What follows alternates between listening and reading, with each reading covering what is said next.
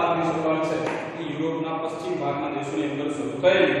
આ શરૂઆતના સમયગાળાની અંદર સ્પેન, ફ્રાન્સ અને જર્મની, પોર્ટુગલ આ બધા દેશોએ ધીરે ધીરે પોતાની સત્તા જમાવી.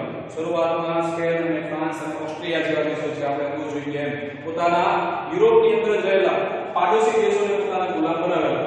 પણ સાથે સાથે જેમ જેમ સત્તાની લાલચા વધતી ગઈ તેમ એ લોકોએ યુરોપથી બહાર નીકળી અને એશિયા અને આફ્રિકાના દેશોને પોતાના ગુલામ બનાવવાની શરૂઆત કરી. ત્યારબાદ આપણે જોઈ ગયા કે એશિયા ખંડની અંદર કઈ રીતે સંસ્થાનવાદ ફેલાયો ભારતની અંદર અને ભારતના પાડોશી દેશ અને ચીન. અને ત્યારબાદ હવે જે આપણે છે એ આફ્રિકાની અંદર સંસ્થાનવાદ કેવી રીતે ફેલાયો આ બધાની અંદર આપણે એના વિશે ચર્ચા કરીશું કે આફ્રિકાની અંદર સંસ્થાનવાદનું શું પરિણામ આવ્યું, કેવા કેવા દેશોએ એની અંદર લાભ લીધો. તો આફ્રિકાની અંદર 15મી સદીના અંત ભાગમાં 15મી સદીનો અંત ભાગ.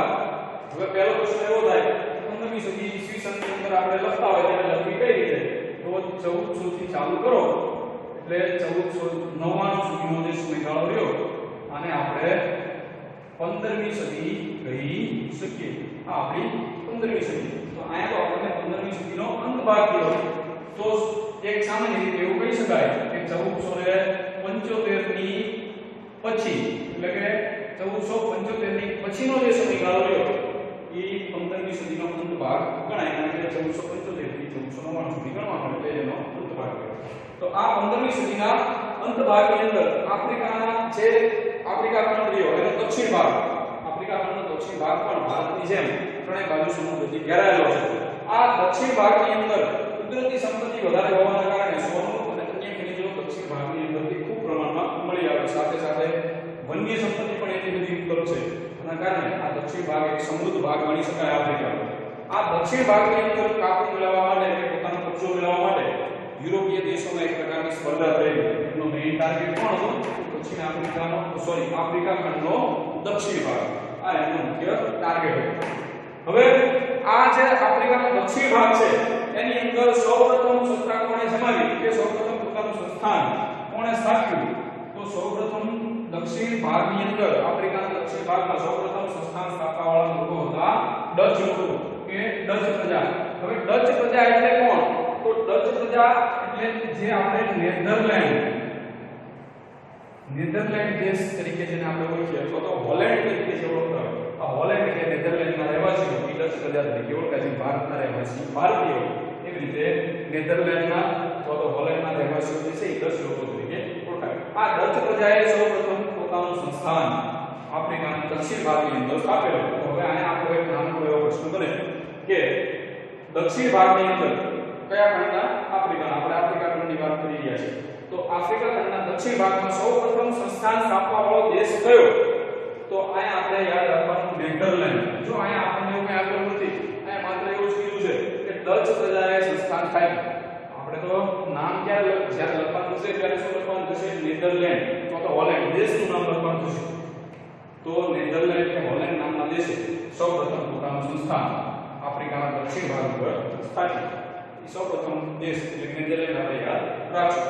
ત્યારબાદ જેમ જેમ સત્તાની સ્પર્ધા વધતી ગઈ ડચ લોકોએ એટલે કે નેધરલેન્ડ દેશે પોતાની સત્તા સ્થાપી. એને જોઈ અને બીજા જે યુરોપીય દેશો હતા એ પણ આફ્રિકાના દક્ષિણ ભાગ તરફ આકર્ષિત થયા.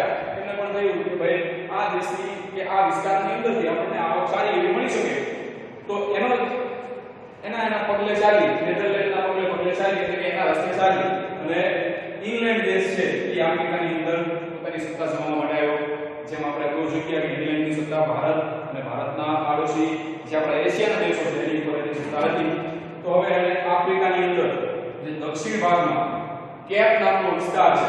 આ કેપ જે હોય એ આખા વિસ્તારનું નામ છે. કેપ વિસ્તાર એટલા માટે કહેવાનો કે જે દક્ષિણનો ભાગ છે આફ્રિકાનો એ સામાન્ય જમીન કરતાં થોડો ઊંચો એટલે ઉચ્ચ પ્રદેશવાળી ભૂમિ છે. ઉચ્ચ પ્રદેશવાળી જમીન હોવાના કારણે એને કેપ એટલે કે ટોપી એટલે કે સામાન્ય જમીન કરતાં ઊંચું ટોપીના સમાન જેમ ટોપી માથા ઉપર હોય એટલે ઊંચી હોય એવી રીતે એને કેપ નામ આપવામાં આવેલું. અને દક્ષિણ આફ્રિકાની અંદર કેપ ટાઉન નામનું શહેર છે જે પણ આ કેપ વિસ્તારમાં આવેલું છે. એના પહેલા આઠમા ધોરણની અંદર આપણે જોઈ ગયા કે ભારતમાં આવવાનો રસ્તો કેપ ઓફ ગુડ હોપ નામના બંદરથી ભારતમાં આવતો. એ પણ આ કેપ નામના જે ભૂમિભાગ છે ઉચ્ચ પ્રદેશ એનો સમુદ્રનો છેડો એ કેપ ઓફ ગુડ હોપ એટલે કેપ વિસ્તારની અંદર આ ઇંગ્લેન્ડે સત્તા જમાવી. આ જે કેપ વિસ્તાર છે એ ખનીજોથી ભરપૂર છે. એટલે સોનું દક્ષિણ આફ્રિકા અને આ એના કેપ નામના વિસ્તારની આજુબાજુમાંથી સોનું અને અન્ય ખનીજો પુષ્કળ પ્રમાણમાં મળે છે. એટલા માટે ઇંગ્લેન્ડે ક્યાં સત્તા જમાવી? તો કેપ નામનો વિસ્તાર. આ આપણે યાદ રાખશું. ત્યારબાદ હવે આપણે લોકો જોઈ ગયા કે શરૂઆતના સમયથી ફ્રાન્સ, સ્પેન, ઇંગ્લેન્ડ છે, ઓસ્ટ્રિયા, આ બધા દેશો એવા હતા કે જે શરૂઆતથી સત્તા મેળવવામાં જોડાયેલા હતા. એટલે એવી રીતે હવે અહીંયા આફ્રિકાની અંદર પણ ફ્રાન્સે પોતાનો પેશાબ કર્યો અને આફ્રિકાનો જે અલ્જીરિયા નામનો દેશ છે, આ અલ્જીરિયા નામના દેશને ફ્રાન્સે પોતાની ગુલામીમાં લીધો, પોતાના કબજામાં લીધો. અને આ બધા જે કઈ જગ્યાએ લોકો પોતાની સંસ્થાનો સ્થાપતા, ત્યાં શરૂઆતના સમયમાં એ માત્ર પોતાના વ્યાપારી મથકો સ્થાપતા. ત્યારબાદ વ્યાપારી મથકના દ્વારા ધીરે ધીરે સ્થાનિક પ્રજાનો લાભ લઈ અને પોતાની સત્તા એ લોકો જમાવતા. હવે ત્યારબાદ એની આગળ જોવામાં આવે તો આ જ સમય દરમિયાન જે 15મી સદીનો સમયગાળો હતો, એ સમય દરમિયાન યુરોપની અંદર નવા યંત્રોની શોધ થયેલી અને આ નવા યંત્રોની શોધના કારણે યુરોપની અંદર એક પ્રકારની ઔદ્યોગિક ક્રાંતિ બની. એ ઔદ્યોગિક ક્રાંતિ પેદા થઈ અને આ ઔદ્યોગિક ક્રાંતિ થવાના કારણે ઈ લોકોને હવે જે ઉદ્યોગની અંદર જે ચીજ વસ્તુઓ બને, દાખલા તરીકે કાપડનો ઉદ્યોગ હોય તો એની અંદર કાપડ બને, પણ કાપડ બનાવવા માટે કોઈ કાચો માલ જોઈએ. તો હવે આ કાચો માલ એટલે શું? તો કાપડ બનાવવા માટે દાખલા તરીકે રેશમનું કાપડ હોય, રેશમના જે કીડા હોય એની અંદરથી જે રેશમના દોરા કે જે રેસાની એનો કાચો માલ હોય. એવું કહીશું જે આપણે કોટન કહેતા હોય, એ કોટન માટે કાચો માલ એટલે આપણો કપાસ. તો આવા કાચા માલની જરૂરિયાત વધવા લાગી, કારણ કે ઔદ્યોગિક ક્રાંતિ થઈ. પહેલા શું એવો હતો કે માણસ હાથથી બનાવતો, એની અંદર ઓછું ઉત્પાદન થાય, એટલે ઓછું ઉત્પાદન થાય તો જે કાચો માલ છે એ પણ ઓછો જોઈએ. પણ હવે યંત્ર આવી ગયું, 10 માણસનું કામ એક યંત્ર કરતું થઈ ગયું, ઉત્પાદન ઝડપી થઈ ગયું. તો એની સામે જે કાચા માલની જરૂરિયાત હતી એ પણ વધી ગઈ. હવે વધારે કાચો માલ જોઈતો અને એની સાથે સાથે જે આ કાચો માલનો ઉપયોગ કરી અને તૈયાર માલ બનાવવામાં આવતો. તૈયાર માલ એટલે શું? તો તૈયાર માલ એક એવી વસ્તુ કે જેને ઉદ્યોગ કે કોઈ પણ જેને આપણે મશીન કહેતા હોય, ઉદ્યોગની અંદર મશીન દ્વારા બનાવેલી કોઈ પણ ચીજ વસ્તુ, એટલે કે કપાસ લઈ ગયા તો કપાસ એટલે મોટા ઉદ્યોગમાં લઈ જવામાં આવે, કારખાનાની અંદર કે એની કપાસની મિલમાં. ત્યારબાદ એની અંદર જે કે પ્રોસેસ કરવાની હોય, પ્રોસેસ કરી રેસા વડે કાપડ તૈયાર કરી અને જે માલ બનાવવામાં આવે, આ કાપડની તૈયાર માલ તરીકે ઓળખાય. આ એનું એક આપણે ઉદાહરણ લઈ શકીએ. તો કાચા માલની જરૂરિયાત થઈ, કાચો માલ મળ્યો, તો કાચા માલની સાથે તૈયાર માલ હતું, એના વેચાણ માટે જરૂરિયાત થઈ. આપણે જો કોઈ પણ ચીજ વસ્તુ બનાવતા હોય પણ લેવા વાળો કોઈ વ્યક્તિ જો મળે નહીં તો ચીજ વસ્તુ બનાવવાનો કોઈ મતલબ રહેતો નથી, કારણ કે આપણે શેના માટે કરતા હોય? આવક મેળવવા માટે. તો માલ વેચવા માટે પણ એક વિશાળ કોઈ પણ વિસ્તારની જરૂર હતી જ્યાંના લોકો આવો તૈયાર માલ ખરીદી શકે. અને આના માટે એક પરફેક્ટ જો કોઈ સ્થાન કે જો કોઈ એક સ્થળ હોય તો એવો એક આપણો આ જે આપણો પાડોશી ખંડ એટલે કે આફ્રિકા ખંડ હતો કે જે ભૂમિભાગ ખૂબ જ વિશાળ છે. અને સામાન્ય રીતે ત્યાંના લોકો ખૂબ જ પછાત હતા કે જેમની પાસે એવા કોઈ સાધનો નહોતા, એટલે તૈયાર માલ એમને વેચી શકાય અને એમનો લાભ લઈ અને કાચો માલ એમના પાસેથી સસ્તા દામમાં કે સસ્તા દરમાં એમની પાસેથી આપણે ખરીદી શકીએ. આવો લાભ લઈ યુરોપીય લોકો અહીંયા આવેલા.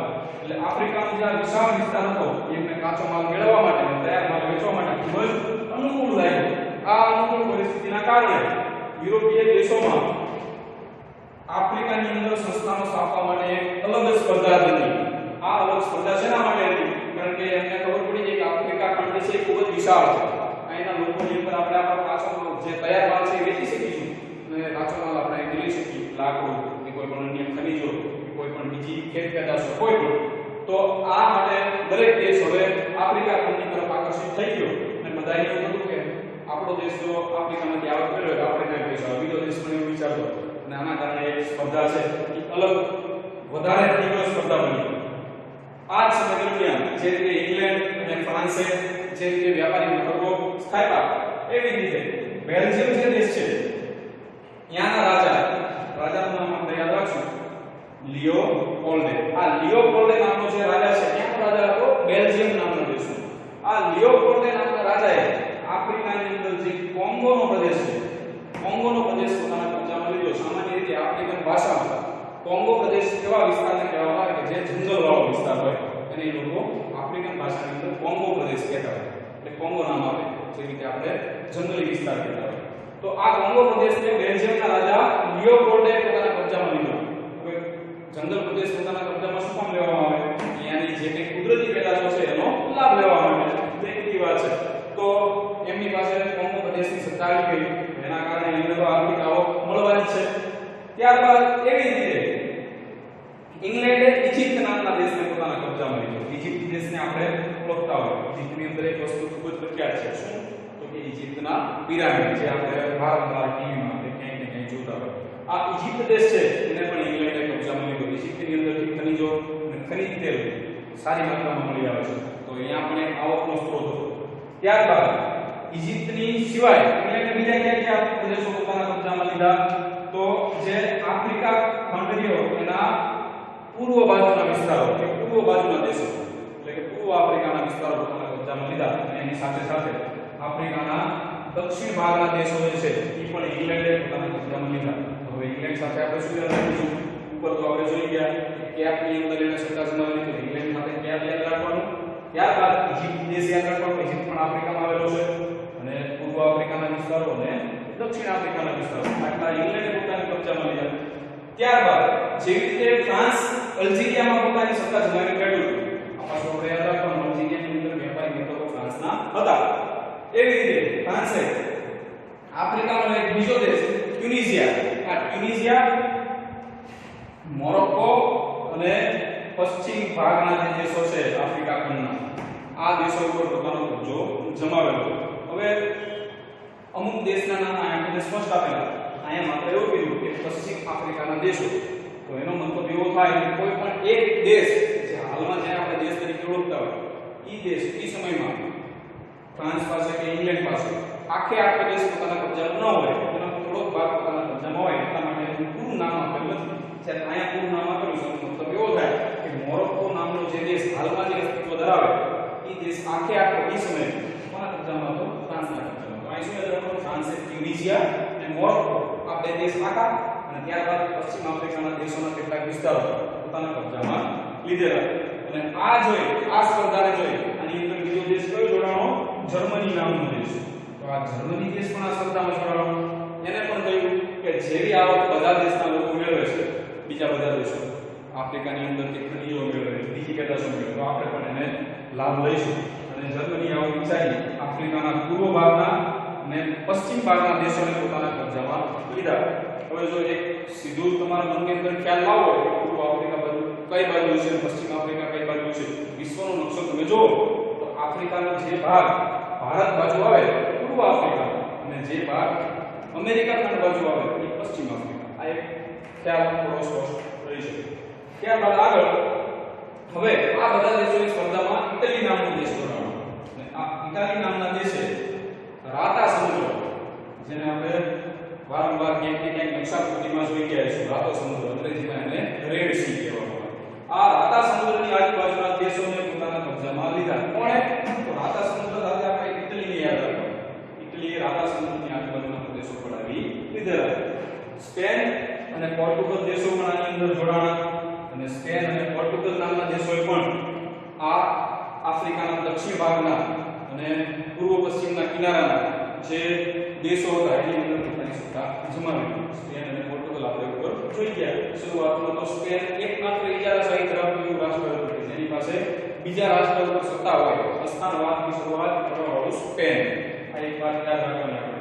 ત્યારબાદ આ જે પ્રદેશો મેળવવા માટેની સ્પર્ધા ચાલી, આ પ્રદેશો મેળવવાની સ્પર્ધા ચાલતી હતી એ સમયગાળા દરમિયાન આ સ્પર્ધા વચ્ચે એટલે એ સમયગાળા દરમિયાન બર્લિન નામનું જે શહેર છે ક્યાં આવેલું છે? તો જર્મની નામના દેશની અંદર આવેલું છે.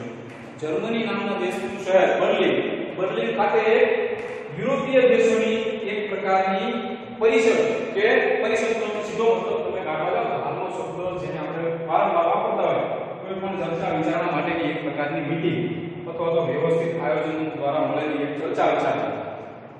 આ પ્રદેશો મેળવવાની સ્પર્ધા જે ચાલતી એની વચ્ચે દેશો વચ્ચે સંઘર્ષ થયા. સંઘર્ષ ન થાય અને બધા દેશોને લાભ મળે, કોઈ દેશને લડાઈ ન કરવી પડે એટલા માટે સમજૂતી માટે થઈ અને જર્મની દેશની અંદર જે એનું શહેર આવેલું છે બર્લિન, આ બર્લિન નામના શહેરની અંદર યુરોપના જે દેશો હતા એ બધાએ પરિષદ મળેલી દેશોની. અને આ પરિષદ ક્યારે મળી? 1884 અને 85, 1884-85 ના આ સમયગાળા દરમિયાન આ મીટિંગ મળેલી. અને આની અંદર નિર્ણય શું લેવામાં આવ્યો? એની અંદર નિર્ણય એવો લેવામાં આવ્યો કે કોઈ આફ્રિકાના દેશો પર સત્તા મેળવવા માટે લડવું નહીં. પણ એનું પરિણામ શું? તો કે લડવું નહીં તો એને શું કરવું પડે? વહેંચવા પડે. એટલે કે આફ્રિકાના જે દેશો છે એને વહેંચવામાં આવ્યા. દાખલા તરીકે કોઈ એક દેશે, ઉદાહરણ તરીકે ઇંગ્લેન્ડ અને સ્પેન અને પોર્ટુગલ, આ ત્રણ દેશો આફ્રિકાની અંદર સત્તા માટે લડતા. તો આ દેશો વચ્ચે લડાઈ ન થાય એના માટે કઈ જે આફ્રિકાના દેશો હતા એમના કબજામાં, પોતાના કબજામાં, એને બધાએ સરખા ભાગે વહેંચી દીધા. એટલે સંઘર્ષનો અહીંયા થોડો અંત આવે. પણ આવું ન બન્યું અને આનું ઉલટું થયું. ઘણા બધા દેશોને એની અંદર મંજૂર થયું કે પ્રદેશ અમારે ઓછો આવ્યો, કોઈ બીજો શક્તિશાળી દેશ હતો તો એ સારો પ્રદેશ લઈ ગયો કે જ્યાંથી વધારે આવક મળતી હોય. આવા ઘણા બધા પ્રશ્નો એની અંદરથી ભેગા થયા. અને એક બાજુ જો જોવા જાવ તો યુરોપના જે દેશો કે જે સંસ્થાન ભૂખ્યા હતા, સંસ્થાન ભૂખ્યા એટલે શું? કે જેની અંદર નવા નવા સંસ્થાનો મેળવવા માટેની એક પ્રકારની ભૂખ હતી, એક પ્રકારની અંદરથી લાલચ હતી. આ સંસ્થાન ભૂખ્યા જે દેશો છે એ એશિયા અને આફ્રિકાના દેશોની અંદર જે સત્તા હતી એ સ્વહસ્તક લેવા માંગતા હતા. સ્વહસ્તક મતલબ શું થાય? પોતાના અંડરમાં લઈ. આ દેશોને માત્ર શું હતું? સંસ્થાનવાદની ભૂખ હતી કે વધારે દેશ, વધારે પ્રદેશો તમારા કબજામાં હોવા જોઈએ. આ ભૂખના કારણે એમણે વધારે દેશો પોતાના હસ્તક લેવાનો પ્રયત્ન કર્યો. અને બીજી બાજુ આ જે પ્રક્રિયા ચાલુ હતી એ સમયગાળા દરમિયાન જે જર્મની દેશ આપણે ઉપર જોઈ ગયા, એ જર્મની દેશ અને એક દેશ જે ઉપર આપણે ભણી ગયા છે એટલે કે ઇટલી. આ ઇટલી અને જર્મની બે દેશોની અંદર એકીકરણ થયું. આ એકીકરણ શબ્દનો મતલબ શું કાઢવાનો? તો બંને દેશોના જે ઇતિહાસ તમે ભણો તો તમને એક વાત સ્પષ્ટ જોવા મળે કે આ જે કંઈ યુરોપના દેશો હતા બીજા ઉપર કબજો મેળવતા હતા બીજા રાષ્ટ્રો પર, પણ એ દેશોની અંદર પોતાની અંદર શાંતિ નહોતી. અને જર્મની દેશની અંદર અને ઇટલીમાં પણ આવું હતું. જર્મની દેશ બે ભાગમાં વહેંચાયેલો હતો, ઇટલી પણ વહેંચાયેલો હતો. જર્મની, પૂર્વ જર્મની અને પશ્ચિમ જર્મની તરીકે ઓળખાતું. બંને વચ્ચે એક દિવાલ ચણવામાં આવેલી અને પૂર્વ જર્મનીના લોકો પશ્ચિમ જર્મનીમાં ન જઈ શકે અને પશ્ચિમ જર્મનીના લોકો પૂર્વ જર્મનીમાં પણ આવી શકે નહીં. આવી પરિસ્થિતિ હતી. પણ આ જે સ્પર્ધા ચાલતી દરમિયાન આ જર્મની અને ઇટલીની અંદર એકીકરણ થયું. એકીકરણ થયું એટલે ભેગા થઈ ગયું. જે બે ભાગ પાડેલા હતા જર્મનીના એ બે ભાગ ભેગા થઈ ગયા. પૂર્વ જર્મની અને પશ્ચિમ જર્મનીમાંથી એકીકરણ થતા એકમાત્ર જર્મની નામના દેશનો જન્મ થયો. જે પૂર્વ ભારત અને પશ્ચિમ ભારત હોય એને ભેગા કરી દો. એકીકરણ કરવું એટલે ભેગા કરો એટલે વિશાળ ભારત બને. એવી રીતે ઇટલી પણ ભેગું થઈ ગયું. એના જે ભાગો પડેલા હતા એટલે આ બે દેશો મજબૂત બન્યા. અને આ જ સમયગાળા દરમિયાન જે જર્મની દેશ હતો એણે ઔદ્યોગિક ક્રાંતિની અંદર વધારે મહત્વ આપ્યું. નવા યંત્રો, નવી શોધોના કારણે જર્મની એક મહાસત્તા બનવાનો આગળ વધી રહ્યું હતું. એની પાસે સંપત્તિ હતી અને આ બધી પરિબળો ભેગા થતા એવું પરિણામ આવ્યું. આજુબાજુના દેશો સાથે સંઘર્ષો વધ્યા. અને બીજી રીતે એક રીતે જો જોવા જઈએ તો આ જે કંઈ રાજકીય પરિવર્તનો આવ્યા આ બધા રાજકીય પરિવર્તનો કેવા હતા? ઝડપી પરિવર્તનો હતા. ઝડપી રાજકીય પરિવર્તનો.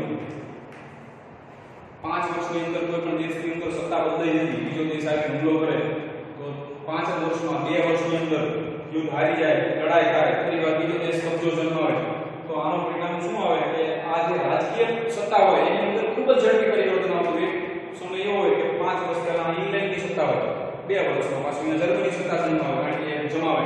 એનું પરિણામ, એનું કારણ શું હતું કે બંને વચ્ચે એક પ્રકારની સ્પર્ધા હતી. એકબીજાના પ્રદેશો એ લોકો પડાવી ગયા. પણ આનું નુકસાન કોને થતું? તો આનું નુકસાન એવા દેશોને થતું કે જે ગુલામ હોય, જે ગુલામ દેશો હોય એની અંદર ઘણા બધા રીતે એનું શોષણ થતું. એક તો એનું સામાજિક રીતે શોષણ થતું. એમની પાસેથી જે કંઈ સંપત્તિ હતી પડાવી લેવામાં આવતી. એ લોકોને અન્યાય થતા. અમુક હક એ લોકોને મળતા નહીં. જે રીતે આપણે અગાઉ પણ જોઈ ગયા કે ભારતની અંદર ભારતીય લોકોને જ અન્યાય થતો અને અંગ્રેજો પોતાની જાતે છૂટથી કરી શકતા. આર્થિક શોષણ પણ થતું. આર્થિક શોષણ કઈ રીતે? તો મજૂરી જાજી કરાવવામાં આવે, બદલામાં વેતન ઓછું આપવામાં આવે. આપણી પાસેથી જે કાચો માલ ખરીદતા હોય, આપણે જોઈ ગયા કાચા માલ માટે સ્પર્ધા હતી. કાચો માલ જો ખરીદે આપણી પાસે ખૂબ જ નજીવી કિંમતે ખરીદી લે છે. એ જ કાચા માલને પોતાના કારખાનામાં લઈ જાય પાછો તૈયાર માલ બનાવે. તૈયાર માલ પાછો આપણને વેચે અને એ પાછો તૈયાર માલ આપણે કેવો લેવાનો? એમની કિંમતે લેવાનો. એ લોકો જે કિંમત કે એવી કિંમત આપણે એમને આપવી પડે. આ રીતે સામાજિક અને આર્થિક શોષણ ખૂબ જ થયું અને અહીંયાથી એક રીતે એવું કહેવું તો કહી શકાય કે યુરોપના દેશોની અંદર આ પ્રથમ વિશ્વયુદ્ધની ભૂમિકાનું સર્જન થયું. પ્રથમ વિશ્વયુદ્ધની ભૂમિકાનું સર્જન ક્યાં થયું? યુરોપના દેશોની અંદર જ થયું. અને એનું એકમાત્ર જે સીધું કારણ જોવું હોય તો કોને કહી શકાય? તો આપણા જે ભણી ગયા સંસ્થાનવાદને કહી શકાય.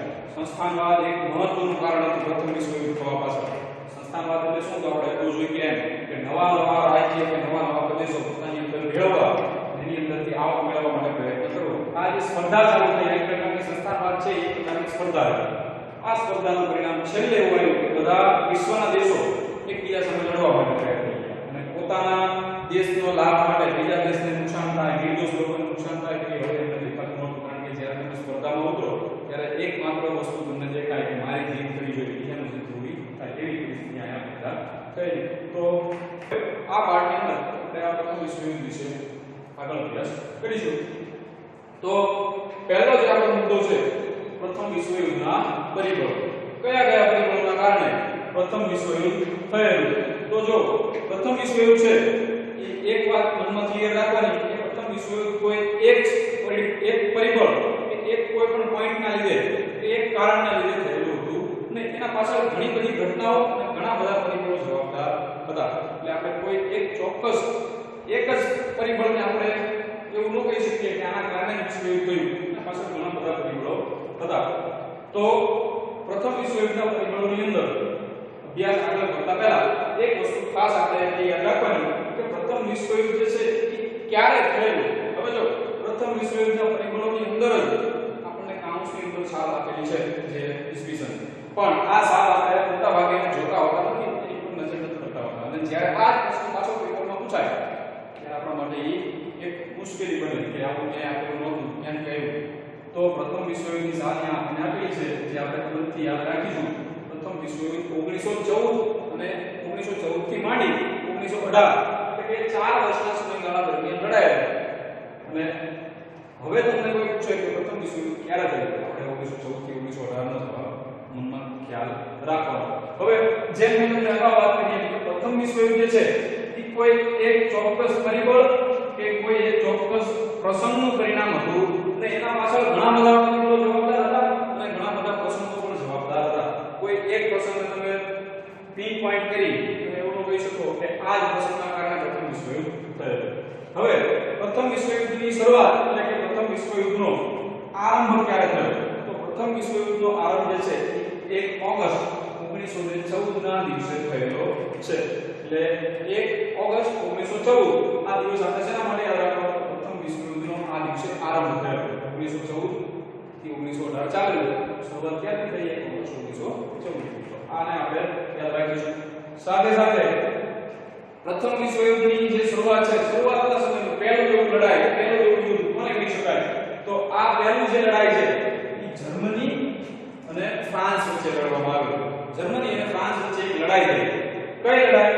તો સેડાનની લડાઈ. સેડાન નામના વિસ્તારની આજુબાજુના જે એરિયાની અંદર લડાઈ થઈ, સેડાનની લડાઈ તરીકે ઓળખાય. તો હવે આપણે એક વસ્તુ પાછી બીજી યાદ રાખવાની કે પ્રથમ વિશ્વયુદ્ધનો સૌપ્રથમ પ્રસંગ કયો? તો સૌપ્રથમ પ્રસંગ આપણે જર્મની અને ફ્રાન્સની આ સેડાનની લડાઈને ગણી શકીએ. હવે આ જે લડાઈ થઈ એની અંદર ફ્રાન્સનો પરાજય થયો અને જર્મનીની જીત થઈ ગઈ. શું કામ?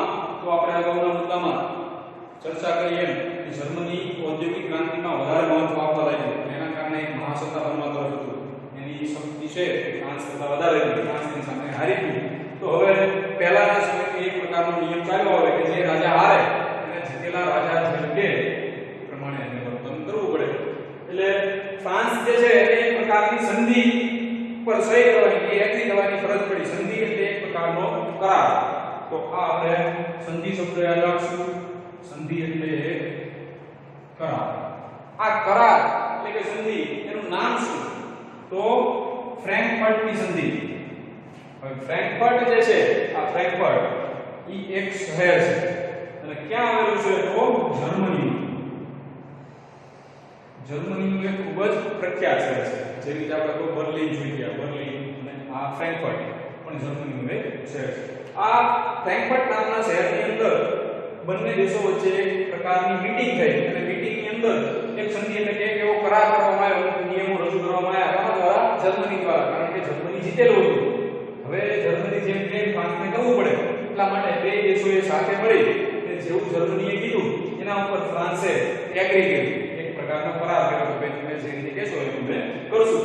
અને કયા શહેરની અંદર મળ્યું? તો ફ્રેન્કફર્ટ નામના શહેરની અંદર, જર્મની દેશની અંદર, કારણ કે જીતેલું જર્મની હતું. ફ્રાન્સ વાળાને પોતાના દેશમાં બોલાવે, ભાઈ તમારે જો સમાધાન કે સંધિ કરવી હોય તો તમારા દેશમાં આવો. એટલે ફ્રાન્સ ફ્રેન્કફર્ટની અંદર બેસી અને બંને દેશ વચ્ચે સંધિ થઈ અને આ સંધિ જે છે એ ફ્રેન્કફર્ટની સંધિ તરીકે ઓળખવામાં આવે. ફ્રેન્કફર્ટની સંધિ ક્યારે થઈ? પ્રશ્ન પૂછાય તો 1871 ની સાલમાં. આને યાદ રાખો, આ 1871 ની અંદર થયેલી, બરોબર? તો હવે આ જે ફ્રેન્કફર્ટની જે સંધિ હતી, હવે ફ્રેન્કફર્ટની સંધિ મુજબ કોઈ પણ હારેલો રાજા હોય એની સામે અમુક શરતો મૂકવામાં આવે કે ભાઈ તમારે આ શરતનું પાલન કરવું પડશે. એવી રીતે જર્મનીએ ફ્રાન્સ સામે આ ફ્રેન્કફર્ટ સંધિની અંદર કેટલીક શરતો મૂકી અને એ શરતો મુજબ ફ્રાન્સને જર્મની જીતી ગયું, ફ્રાન્સ હારી ગયું. તો હવે ફ્રાન્સને એક પ્રકારનો યુદ્ધ દંડ ચૂકવવો પડશે. યુદ્ધ દંડ એટલે કોઈ પણ પ્રકારની રકમ. દાખલા તરીકે જર્મની જીતેલું હતું, ફ્રાન્સને જો જર્મનીની ગુલામીમાં ન આવવું હોય અથવા તો એની સત્તામાં નથી રહેવું એટલે કરાર કરવો પડે, એના મુજબ એક યુદ્ધ દંડ આપવો પડે. તમે એની સામે લડ્યા છો, તમે સજા બદલ આ યુદ્ધ દંડ એની અંદર કોઈ પણ પ્રકારની રકમ નથી થાય કે તમારે આટલા લાખ અથવા તો આટલા કરોડ કે આ પૈસા છે એ તમારે આપવા પડશે. આ યુદ્ધ દંડ નક્કી થયો અને એની સાથે જે ફ્રાન્સના બે વિસ્તારો હતા કે બે પ્રદેશો હતા એ પણ જર્મનીને આપવાના આવું નક્કી થયું. હવે આ બે પ્રદેશોના નામ શું? તો એક જે છે એ આલ્સેસ અને લોરેન્સ, આ બે પ્રદેશો જે છે એ ફ્રાન્સે જર્મનીને આપવાના આવું નક્કી થયેલું. કઈ સંધિમાં? ફ્રેન્કફર્ટની સંધિમાં. એની અંદર આવું નક્કી કરવામાં આવ્યું અને આ બે પ્રદેશો એની સાથે યુદ્ધ દંડ, આ એની સજા હતી ફ્રાન્સની. પણ આ જે છે આ જે સંધિ થઈ ફ્રેન્કફર્ટ સંધિ, એ ફ્રેન્કફર્ટ સંધિ ફ્રાન્સને પોતાનું અપમાન લાગ્યું. ફ્રાન્સને આ સંધિ એક અપમાન લાગ્યું, કારણ કે વિશ્વ સમક્ષ એનું માન સન્માન છે એ હણાઈ ગયું. કારણ કે જો તમે યુદ્ધ લડવા બદલ જો તમારે સમાધાન કરવું હોય, તમારી પાસે દંડ લેવામાં આવે, તમે અમારી સાથે યુદ્ધ લડ્યા, તમારો એક પ્રકારનો ગુનો અને તમે દંડ આપો અને પ્રદેશો આપી દો એટલે પોતાના પ્રદેશો પણ ગયા અને પૈસા પણ આપવાના ગયા, દંડ આપવાનો થયો એટલે ફ્રાન્સને આ અપમાન લાગ્યું. આ અપમાનને ફ્રાન્સ ક્યારેય ભૂલી શકતું નહીં. એક દ્રષ્ટિએ તમે જોવા જાઓ તો જે આ સંધિ, કઈ સંધિ? ફ્રેન્કફર્ટની સંધિ. આ ફ્રેન્કફર્ટની જે સંધિ છે એને પ્રથમ વિશ્વયુદ્ધનું એક મુખ્ય કારણ પણ ગણી શકાય. જો એક મુખ્ય કારણ કીધું, આ જ મુખ્ય કારણ છે એવું કીધું નથી. મુખ્ય કારણમાંનું એક કારણ આને પણ ગણી શકાય ફ્રેન્કફર્ટની સંધિને. અને અહીંયાથી એવું કહી શકાય કે એક યુદ્ધનો અંત આવ્યો ફ્રેન્કફર્ટની સંધિથી. કયા યુદ્ધનો? જર્મની અને ફ્રાન્સ વચ્ચેના આ યુદ્ધનો અહીંયા અંત આવ્યો અને બીજા યુદ્ધના બીજ ત્યાં રોપાઈ ગયા. ત્યાં બીજા યુદ્ધ માટેના બીજ રોપાણ. કયું યુદ્ધ? તો પ્રથમ વિશ્વયુદ્ધના બીજ રોપાણ. અહીંયા એક યુદ્ધ પૂરું થયું, બીજા યુદ્ધની એની શરૂઆત થઈ. કારણ કે ફ્રાન્સની અંદર બદલાની જે અંદરથી આગ છે એ ખૂબ જ જોરશોરથી ધબકતી હતી. હવે આ જે કંઈ આપણે ઉપરનું કારણ જોયું એના સિવાય આપણે કીધું કે વિશ્વયુદ્ધ કોઈ ચોક્કસ કારણ કે ઘટનાનું કે પ્રસંગનું પરિણામ ન હતું, તો એના માટે બીજા અન્ય પણ પરિબળો અને અન્ય કેટલા બધા કારણો જવાબદાર હતા. તો હવે એની અંદર આવા કેટલાક જવાબદાર પરિબળોમાં આપણે પહેલું પરિબળ એટલે કે આપણું આર્થિક પરિબળ વિશે આપણે જોઈશું કે કેવા આર્થિક પરિબળોના કારણે જે યુરોપના દેશો છે એની અંદર સંબંધોમાં એટલો બધો તણાવ આવી ગયો કે બધા દેશો એકબીજા સાથે લડવા માટે તૈયાર થયા. તો એની અંદર આર્થિક પરિબળમાં પહેલું જે છે એની અંદર આપણને એવું જોયું કે 19મી સદીમાં ઇંગ્લેન્ડ જે દેશ છે એણે એશિયા અને આફ્રિકાની અંદર એક મોટું એશિયા અને આફ્રિકામાં એક વિશાળ સામ્રાજ્ય જમાવ્યું. જેમ આપણે અગાઉ જોઈ ગયા એશિયાની અંદર સંસ્થાપન થયું ત્યાંથી ઇંગ્લેન્ડની શરૂઆત થઈ. ભારત પર સત્તા, ભારતના પાડોશી દેશો ઉપર સત્તા, પછી ચીન ઉપર સત્તા, પછી ત્યારથી આગળ આપણે જ્યારે આફ્રિકાની અંદર સંસ્થાનો ભાગ ભણ્યા એની અંદર પણ આપણે જોયું કે ઇંગ્લેન્ડે આફ્રિકાની અંદર પણ કેપનો પ્રદેશ અને બીજા ઘણા બધા પ્રદેશો પણ પોતાની અંદરમાં લઈ લીધેલા. તો આ બધાએ જે પ્રદેશો મળી અને ઇંગ્લેન્ડનું પોતાના દેશની બહાર પણ એક મોટું વિશાળ સામ્રાજ્ય પેદા થયું. ત્યાં એશિયા અને આફ્રિકાના દેશોમાં અને ઇંગ્લેન્ડ એક જ કામ કરતું કે જે જગ્યાએ પોતાની સત્તા જમાવે, જ્યાં પોતાનું સંસ્થાન હોય, એ સંસ્થાનની અંદરથી વધુમાં વધુ જેટલો આર્થિક લાભ મળે, આર્થિક લાભ એટલે પૈસા કે સંપત્તિ, જેટલી વધુ સંપત્તિ કે જેટલા વધુ પૈસા મળે એટલા મેળવી લેવા, આનો એકમાત્ર ટાર્ગેટ હતો.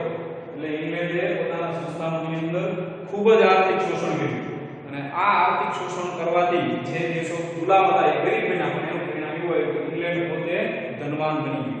શરૂઆતનો સમય એવો હતો કે ઇંગ્લેન્ડ એટલું બધું પૈસાવાળું રાષ્ટ્ર નહોતું, પણ આ જે શોષણ કરવાના કારણે ભારતની અંદર આવ્યા તો ભારતની અંદરથી પણ આપણે જેમ 8મા ધોરણની અંદર ભણી ગયા કે ખૂબ જ પુષ્કળ માત્રામાં એક ધન આપણી પાસેથી લઈ ગયા. એટલે ઇંગ્લેન્ડ આ રીતે ધનવાન બન્યું. ત્યારબાદ જે ઔદ્યોગિક ક્રાંતિ થઈ, આ ઔદ્યોગિક ક્રાંતિના કારણે, ઔદ્યોગિક ક્રાંતિ આપણે ભણી ગયા તો વાત થઈ ગઈ. ઔદ્યોગિક ક્રાંતિ કોને કહેવાય કે જે નવા નવા યંત્રોની શોધ થઈ, એના કારણે ઉત્પાદનનું પ્રમાણ વધવા લાગ્યું. યંત્રોની શોધના કારણે ઉદ્યોગો એક ક્ષમતા એક જ સાથે વધી ગયા.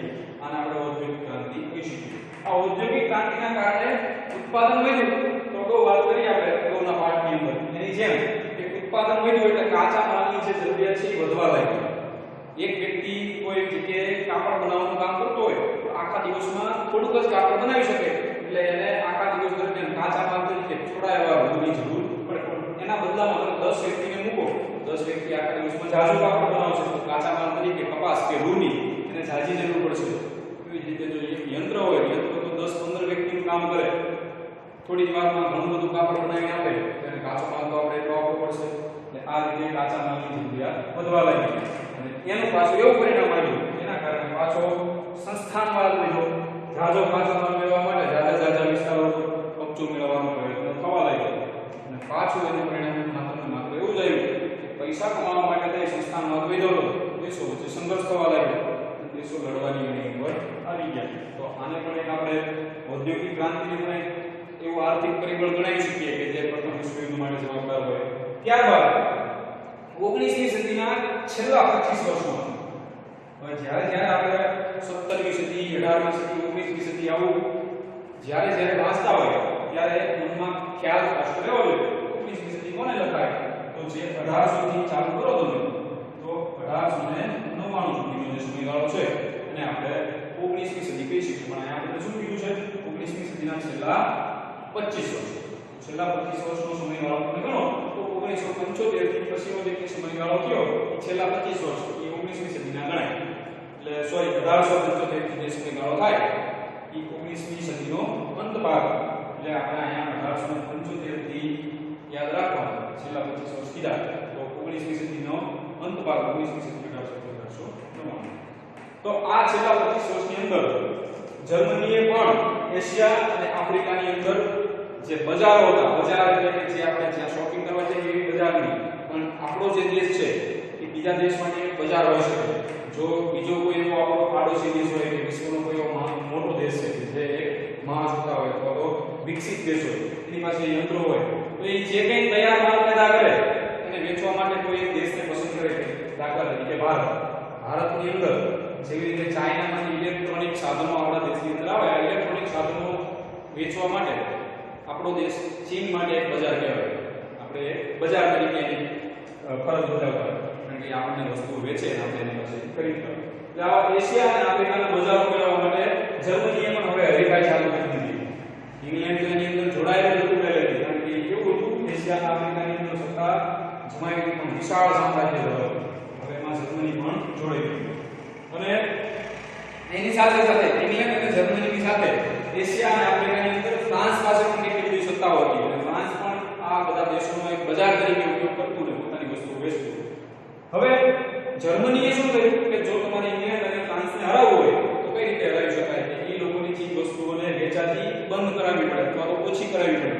તો આપણે કઈ એમને પ્રેશર આપી લડાઈ કઈ રીતે બંધ કરાવી શકીએ, એના માટે એમને એક સરળ રસ્તો અપનાવ્યો કે જે કિંમતે ઇંગ્લેન્ડ અને ફ્રાન્સ પોતાની તૈયાર માલ જે છે એ વેચતા એના કરતા જર્મનીએ બે કરતા ઇંગ્લેન્ડ અને ફ્રાન્સ કરતા ઓછા કિંમતે માલ આપવાનું ચાલુ કર્યું.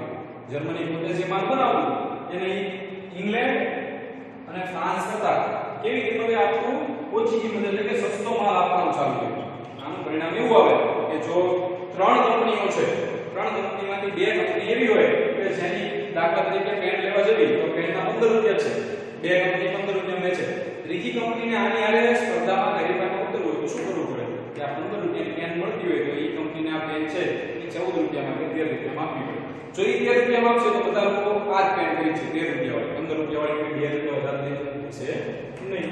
એનું પરિણામ એવું આવે કે જે બીજી કંપનીઓ છે, અહીંયા દેશની વાત છે, બીજા દેશોનું માર્કેટ કે બજાર એ તૂટી જાય. એટલે આ રીતે જર્મનીએ ફ્રાન્સ અને ઇંગ્લેન્ડના બજારને તોડી પાડ્યા, બજાર એના તૂટી ગયા. ઇંગ્લેન્ડ અને ફ્રાન્સનો જે માલ વેચાવાનું પ્રમાણ ઘટી ગયું અને જર્મનીનો માલ વધારે વેચાવા લાગ્યો. અને આના કારણે ઇંગ્લેન્ડ અને જર્મની વચ્ચે એક પ્રકારની તીવ્ર સ્પર્ધા બની. પણ તીવ્ર સ્પર્ધા શા માટે? આર્થિક કમાણી મેળવવા માટે. એટલે તીવ્ર આર્થિક સ્પર્ધાઓનો જન્મ થયો અને જર્મની અને ઇંગ્લેન્ડ એકબીજાના કટ્ટર દુશ્મન બનવાની તૈયારીમાં હતા. કારણ કે બેને પોતાની આર્થિક લાભ જોતો હતો, વધારે પૈસા કમાવા હતા. પણ જો ઇંગ્લેન્ડ કરતા જર્મની સસ્તા ભાવે જે વસ્તુ વેચે તો જર્મનીની આવક વધારે થાય, ઇંગ્લેન્ડનો માલ ખરીદે નહીં. એટલે હવે બંને વચ્ચે એક પ્રકારની તીવ્ર આર્થિક સ્પર્ધા ચાલુ થઈ ગઈ.